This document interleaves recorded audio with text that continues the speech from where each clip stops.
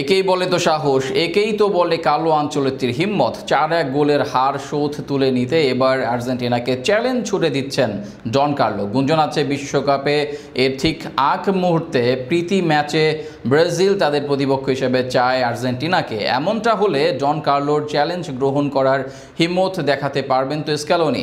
ডাগআউটে কার্লোর চাপ সামাল দিতে কিভাবে বিশ্ব চ্যাম্পিয়নরা নাকি ব্রাজিলের বিপক্ষে এই প্রীতি ম্যাচ খেলতেই চাইবেন না আর্জেন্টিনা?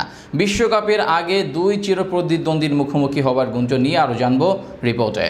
ব্রাজিল আর্জেন্টিনা ফুটবল মাঠে এই দুই দলের নাম শুনলে পুরো পৃথিবীতে একসঙ্গে বেজে ওঠে দামামা। পুরো দুনিয়ার কাছে ফুটবলের সবচেয়ে জৌলুসপূর্ণ আবেদনময় ম্যাচ এটি। যদিও কিছুকাল যাবৎ আর্জেন্টিনার বিপক্ষে জয়হীন ব্রাজিল সর্বশেষ দেখতেও 4-1 গোলের ব্যবধানে হেরেছে সেলেসাওরা।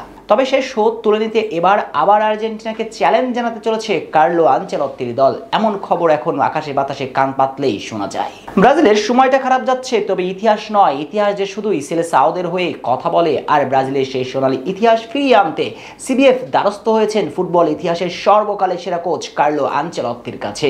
আর আনচেলত্তির ছোঁয়াতে ব্রাজিল এখন পরিবর্তন হয়ে যাওয়া এক দল। দিন কয়েক আগেও ব্রাজিল বিশ্বকাপে ভালো কিছু করবে সে প্রত্যাশা পারদস্তর ব্রাজিল সমর্থকও রাখেনি। তবে রাখেনি এটা পাস্ট, বরং প্রেজেন্ট হচ্ছে এক কার্লো আনচেলত্তির ছোঁয়াতে ব্রাজিল সমর্থকরা এখন ঘুরে দাঁড়ানোর স্বপ্ন দেখতেই পারে।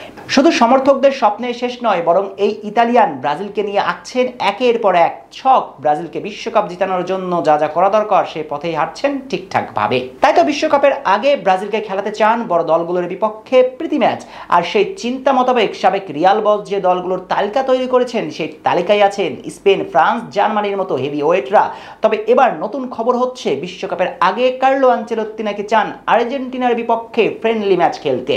আর রিউমার্স বলছে কার্লো আনচেলত্তির সাজেস্ট মোতাবেক সিবিএফ ইতিমধ্যে এএফএ কে প্রস্তাব পাঠানোর সব রকমের প্রক্রিয়াও প্রস্তুত করে ফেলেছে। যে কোনো সময় আর্জেন্টিনা ফুটবল অ্যাসোসিয়েশনের কাছে প্রস্তাব আসবে বলে ধারণা করা যাচ্ছে।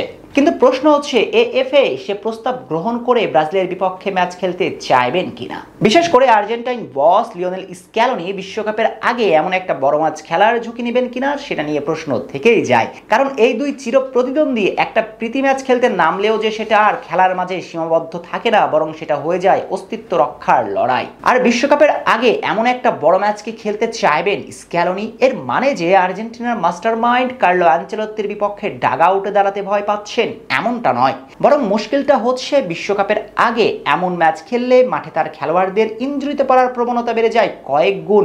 সঙ্গত কারণে স্ক্যালোনি কখনোই চাইবেন না এমন ঝুঁকি নিতে। এছাড়াও আকাশ নীলদের খেলতে হবে স্পেনের বিপক্ষে ফিনালিসিমার মতো বড় ম্যাচ। সঙ্গে বিশ্বকাপের আগে আরো একটা বড় ম্যাচ খেলা ঝুঁকি হয়ে যায় তার গুরুত্বপূর্ণ খেলোয়াড়দের জন্য। সঙ্গত কারণে স্ক্যালোনি এমন প্রস্তাবকে প্রত্যাখ্যান করার সম্ভাবনায় বেশি। অবশ্য ফুটবল ভক্তরা চাইবেন অবশ্যই যেন এই ম্যাচটা মাঠে গড়ায়।